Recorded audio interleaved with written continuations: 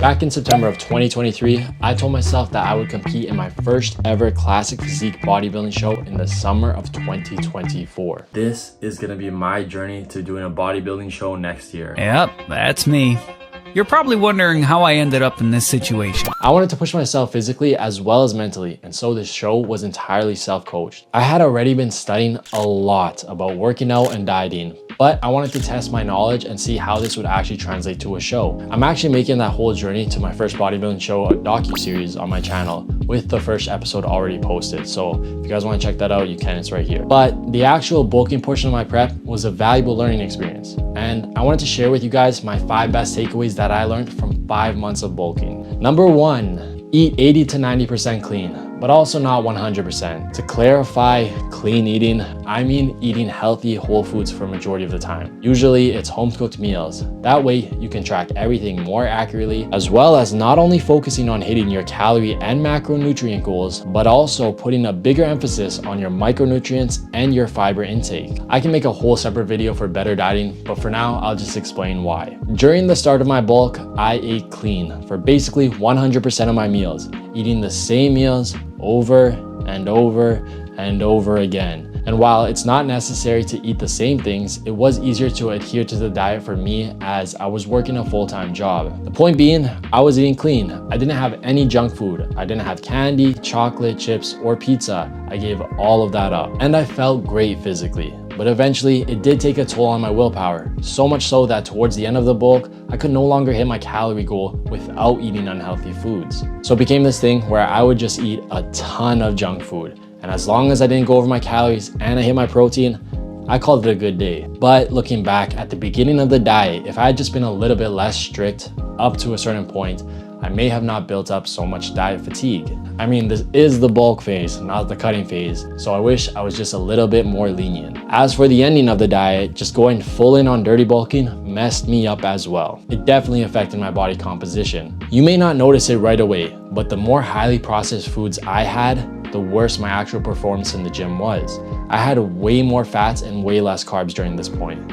I felt way more fatigued earlier in my sets and in my workouts overall. After squatting just 8 reps, I was always gassed and out of breath. This didn't happen when I ate clean. So for your bulk, I would suggest finding a good balance. Eat clean for the most part and focus on your macros as well as your micronutrients, but also throw in some junk food here and there, because the cut is definitely where you're gonna need to get rid of all that junk food. Number 2, set a well-defined goal and see it through to the end. This is something that I would suggest that anyone who wants a particular outcome in life to do. We all have those moments in life where you hear something inspiring online or you see something in person and you get a ton of motivation and you want to just throw yourself 100% into your goal. But before you just throw yourself into the fire, you should take some time and clearly define what you want your outcome to be. Think about the time frame that you want to achieve it in. Research what's realistic for you in your current life situation and then apply that to your goal. For example, for my bulk, I started weighing in at 195 pounds. My goal was to weigh 225 pounds by the end of January 2024. Prior to starting this goal, I had done tons of research on how to optimize my training regimen and diet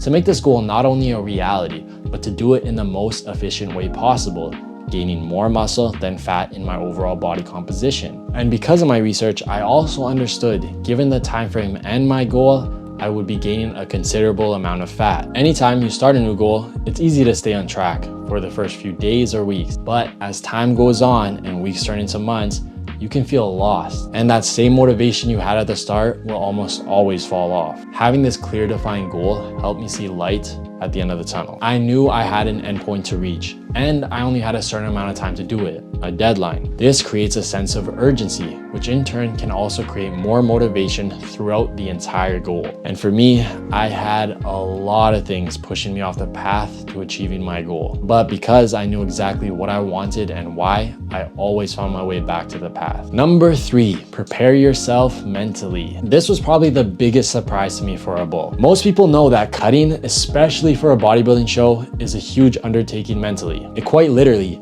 drains every part of you. And I was expecting the bulk to be the reverse of that. I mean, I get to eat a lot of food and I don't have to worry about being hungry.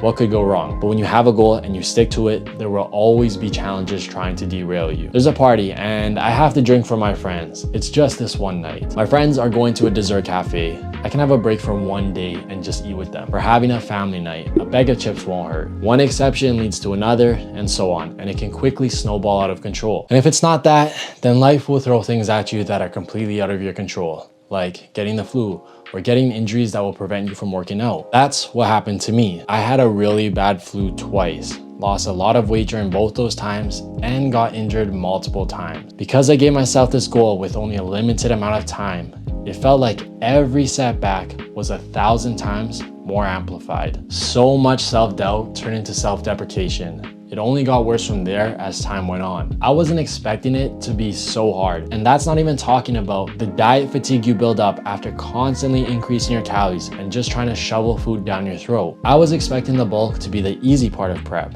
I wasn't mentally prepared to take on everything else that came my way. And because of that, it almost pushed me to give up on myself. Expecting things may get hard will help you prepare for the challenges ahead, like having a network of people to support you when you can no longer rely on yourself. Number 4, include mini cuts. Speaking on that point of diet fatigue during the bulk, something I never even considered was taking a couple days or even a week to have a mini cut. This is a phase where again, you restrict your calories, bringing you back down to maintenance or about 200 to 300 calories below maintenance for a short period of time. This technique I actually learned after I competed, as I did continue to learn more and more and actually get my personal training certification.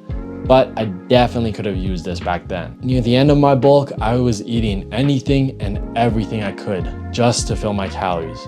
But there were so many days where even pizza, chips, and chocolate wouldn't let me hit my goals. This resistance to eating can come sooner for others, depending on how hard it is already for you to eat in a caloric surplus. But having those breaks can help lower diet fatigue, and it would have been so helpful for lowering my stress levels. After I finally finished my bulk and transitioned into my cut, I literally thought to myself, I am so sick of junk food and eating. Honestly, this cut is probably gonna be easy for at least the first couple months. I ate about 500 less calories than I was currently eating. But after only 1 week of cutting those calories out, low-key, I was already starting to feel hungry again. Number 5, work on your weak points. Okay, last but not least is to focus on your weak points. On a bulk, you are eating in a surplus. And I know a lot of people online are saying, bulking is vaulted. There are several studies showing that you will build more muscle at a faster rate than someone who is eating at maintenance, up to a certain point of the caloric surplus. Meaning there is a threshold in which the amount of muscle you gain for the excess of calories you are consuming will slowly taper down, but the amount of fat you gain, even if you eat 100% clean, will increase exponentially. So there is a point in which just continuing to increase your calories will result in a tiny bit of muscle gain versus a large amount of fat gain. So it's not worth it. All of that to say, bulking just shouldn't be something that's looked past, especially for bodybuilding. If you are bulking, you have more energy and more nutrients in your body. This is a great time to work on building your weak points, like focusing on a lacking muscle group. You can do this by starting whatever your workout session is with the weak point. For example, let's say it's a push day and you already have a pretty good chest, but your triceps are lacking in your overall physique. This is where the principle of individuality comes into play. Because in this scenario, your main goal is to bring up your triceps. It is in your best interest to give up some work on your chest and start your push days with a tricep workout when you have the most amount of energy. For bodybuilding, and me specifically, some of my many weak points include my abs and posing. A lot of people say, you don't need to train abs. You can just do compound movements and that will be enough. And yeah, sure, they will be indirectly trained and you can maintain good abs if you already have them. I do not. But because I was on a bulk and I couldn't see my abs already, I kind of didn't care about them and definitely neglected them. Same with my posing. I didn't practice at all. To me, it was pointless if I couldn't see the well-defined muscle. This was further from the truth because by the time I cut down and actually started to work on both of those, I was so depleted of energy, it made it so much harder than it needed to be. Focus on your weak points with that extra energy you have. And that's it for this video. Those are my 5 best takeaways that I learned from my journey. I hope it can help you guys on yours. If you gained some sort of knowledge from this video, leave me a like, subscribe. And if you have a question or if you have a video idea, leave me a comment down below. I will try to make more videos on that. That's it for now. Peace.